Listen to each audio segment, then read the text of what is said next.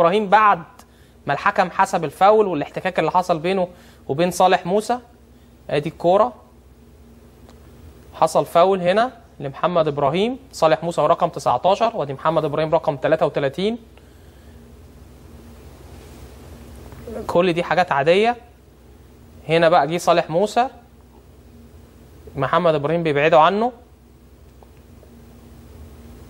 لغايه كده مفيش مشكله بالنسبه لاثنين لعيبه. دي بقى المشكله. لا لسه النطحه دي هي النطحه دي لسه في نطحه بقى غيرها كمان. لا هي دي النطحه. نطحه صالح موسى لمحمد ابراهيم اللي هو يعني حصل فيها اصابه لمحمد ابراهيم تحت عينه. فهاخد تعليق كابتن زيزو وكابتن هيثم اوكي على حاله الطرد. من وجهه نظري صالح موسى يستحق الطرد. محمد ابراهيم ما شفتش رد فعل أو سلوك يستحق الطرد عليه. كابتن زيزو حل الموقف الاول اتفضل وبعدين اقول رايي في الاخر. محمد ابراهيم عامل هاف تايم كويس جدا من الناحيه المهريه، وهو اللعيب الوحيد اللي في نادي الزمالك عامل خطوره، ومن خلال الاختراقات الخاصه بتاعته اللي احنا اتعودنا عليها في الفتره اللي فاتت دي، ودي ادت انطباع عند لعيبه نادي الداخليه بانه لازم يتراقب ويبقى في نوع من التضييق عليه في الحركه بتاعته الفنيه. كويس تمام. ده اللي حصل معاه. فمحمد عمل تحرك وهو ممسوك، عمل فنت عشان يهرب من يعني لا قبل كده الكره يعني قبل دي يا بيوم 10 ثواني ورا كده. ايوه والكاميرا مفتوحه. دلوقتي بص هيهرب منه، وهو بيهرب منه هنا اهو، واخد بالك؟ يعني هو استخدم ايديه في ان هو يهرب منه. اعتقد ان دي مشروعه بالنسبه لنا كمهاجمين او بالنسبه لنا كمدافعين. هو التاني اتكعبل على في رجله كده. اكملها بس اكمل. فاللعيب هنا المدافع بتاع صالح او لعيب الداخليه وقع طبيعي جدا. كويس. محمد هرب استقبل الكوره. محمد لما خد الكوره بعد كده بص بقى هياخد الكوره، هو اللعيب وقع بسببه. تمام. فمحمد خد الكوره هنا وجري بيها. الطبيعي انه كان محمد يطلع الكوره. هنا صالح داخل، صالح موسى داخل. هنا في فرق انك انت تدخل على الكوره بقوه، في تدخل بخشونه، في تدخل بقوه بس معاها غل. ايوه هنا في غل في اللعبه. هتقول لي عرفتها ازاي؟ هقول لك ان هو بمجرد ما وقع محمد ابراهيم قام مباشره بيعبر عن الشعور بتاعه تجاه ان محمد ابراهيم ما طلعش الكوره. ان زميله وقع، لاعب الداخليه. وقايم في عصبيه، يعني تبص في وش صالح في عصبيه برغم انه عامل ماتش كويس للاسف يعني. كويس.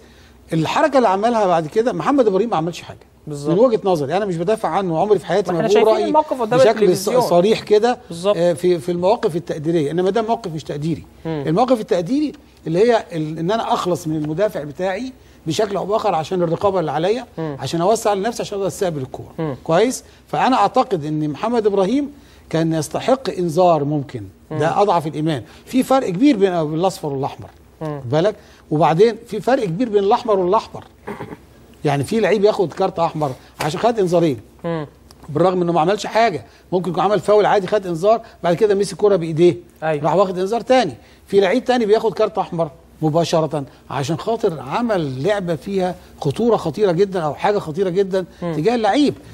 المنظر اللي حصل بتاع صالح موسى مع محمد ابراهيم ده منظر يعني يستحق من وجهه نظر يعني عقوبه مشدده. 4 ماتشات للاسف يعني. انا بقولها اول مره في حياتي اقول حاجه زي كده. بس انا المنظر بتاع ان انا اتعمد اذي لعيب بالشكل ده ده لعيب لازم يعاقب. محمد ابراهيم بقى انا نفسي بس ان هو ما يعلقش على الموضوعات اللي زي ديت، لان هو كلعيب هو اتاذى وهو معذور. في بص صالح قايم مش بيبص للعيبه عشان يعتذر له، انما قايم بيوجه كلامه للحكم. حتى برضه زميله برضه بيتكلم على ان هو بس زميله الثاني بيزقه عادي، زقه عاديه زي الزقه اللي محمد ابراهيم زقها لصالح، انما المنظر ده ما يصحش بصراحه. كابتن هيثم تعليقك ايه على الواقعه دي؟ طبعا الكابتن زيزو يعني معودنا على الاخلاق الرياضيه وراجل بيطبق شعار الفير بلاي. واكيد انا بحترم الكلام اللي قاله كله واتفق معاه فيه. ولو شفنا العاده برضو من اولها يا كابتن كريم هنلاقي ان محمد ابراهيم زي ما قال الكابتن زيزو عمل فنت، فاعتقد كان معاه محمد السباعي 34 هو اللي وقع في الارض. فالحظ السيء عمل فنت رجله خبطت في رجله. خلي بالك محمد ابراهيم بص يعني هو بيعمل فنت الرجلين بقى دلوقتي لا ولا رجلين يا كابتن. الرجلين لا خبط في كعبله صح. فما يقصدش لان هو راح محمد ابراهيم يديله ظهره بالظبط كده. كويس. وقع لغايه دلوقتي محمد ابراهيم ما يعرفش ان السباع في الارض. ايوه اول ما هيستلم الكره وهيلف، انا اتفق مع كابتن زيزو ان هو بروح رياضيه كان ممكن يخرج الكره بره، ولكن القانون ما يفرضش عليك انك تخرج الكره بره. انا سلوكي غير سلوكك غير سلوك كابتن زيزو، ممكن احنا نخرجها بره، ولكن الحقيقه الراجل اتظلم محمد ابراهيم لانه اتضرب من طيب هكمل معاك يا كابتن هيثم، بس هروح لمحمد ابراهيم في استاد الدفاع الجوي، واحنا بنقول يعني بصراحه بما يرضي الله كده، يعني الراجل ما عملش حاجه وشفنا الاعاده قدامنا في التلفزيون. ازيك يا محمد؟ اخبارك ايه؟ تمام الحمد لله. علقنا على موقف الطرد، نسمع منه بقى كريم. من وجهه نظرنا احنا قلنا ان يعني ما فيش حاجه انت عملتها. نسمع منك الموقف وحابب تعلق تقول ايه؟ كابتن حضرتك اكيد بترزمنا كل حاجه، اللي انا ما اصلا ما جيتش من اللعيب خالص، يعني هي كل الحكايه ان اللعيب في لعيب وقع غير ملمسه برضه، كنت قدامه مش وراه، انا اخبطه. وعلى فكره اللعيب اللي وقع في الاول سابع مره يقع في الماتش، وقبل الكوره ده هو انذار بسبب برضه اللي هو بيمثل في الملعب. اللعيب الثاني بيقول لي ما طلعتش الكوره، انت قلت له انت لو ما تخش انا طلعت، جه على طول حتى جيت على صدره وجيت ضربنا على طول في دماغه في وشه. ايوه في وشه اتفتح بس ورتين دول. منظر سيء بصراحه. طيب محمد، يعني برضو عايز اتكلم معاك في نقطه. الاصابه اللي في وشك الحكم شافها وانت في الملعب؟ كابتن شاف الدم باين قوي، يعني الدم اول ما خبطت في وشي الدم على طول الدم نزل على طول من وشي، يعني الحكم اكيد شافها. بس هو انا من اول ماتش عمال اقول له، من اول ماتش ما بدا عمال اقول له يا كابتن خلي بالك من الطرد من جوه الكوره، خلي بالك من الطرد من جوه الكوره، ولا هو هنا برضه ما فيش، ما اعرفش اكنه جاي عارف اللي هو يعمل كده. طيب بعد خروجك من الملعب شفناك عصبي برضه، يعني زملائك جنش وحماده طلبه كانوا بيحاولوا يهدوك، وعبد الواحد السيد وحماده انور، يعني انت كنت برضه منفعل شويه. وشك اتفتح. لا منفعل يا كابتن لانه طلبت ظلم، وبعدين انا منفعل مش شامل حد خالص، سبت الملعب وطلعت منفعل مش شامل حد خالص، بس منفعل عشان طلبت ظلم.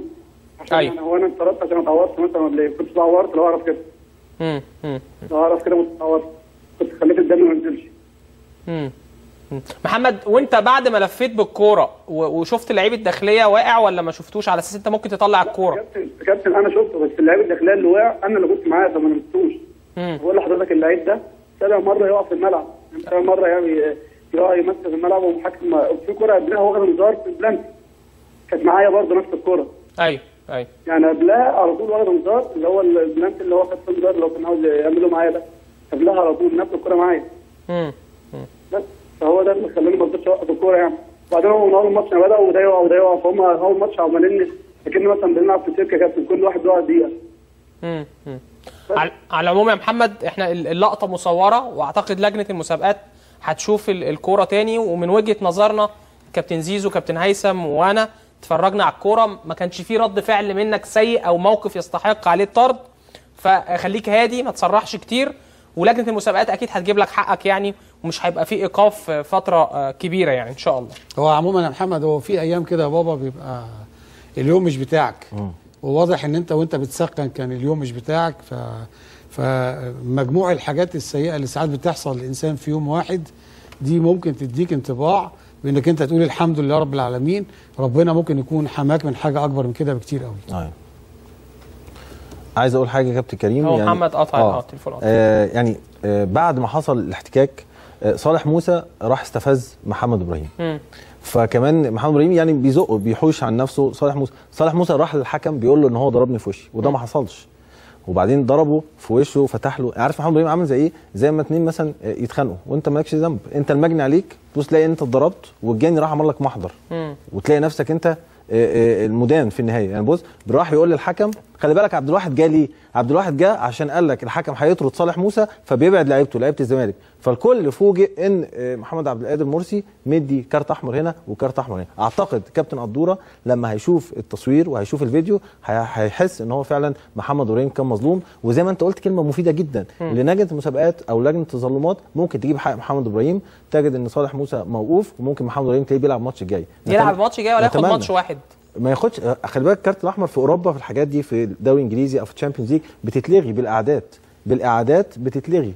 يعني يعمل اعاده ويشوف ان الحكم اخطا في هذا القرار او اللعيب كان مظلوم، فممكن الكارت الاحمر كان لم يكن. نتمنى نشوف الحاجات دي في الملاعب المصريه بغض النظر عن محمد ابراهيم بيلعب في نادي الزمالك او حاجه، لكن حال الموقف باين قدامنا مفيش مشكله جدا. طيب هنطلع فاصل ونرجع تاني مع الكابتن زيزو وكابتن هيثم فاروق عشان نتكلم عن الشوط الاول والتغييرات اللي ممكن تحصل في الشوط الثاني من مستر فيرا او الكابتن علاء عبد العال. نطلع فاصل نرجع تاني مع بعض.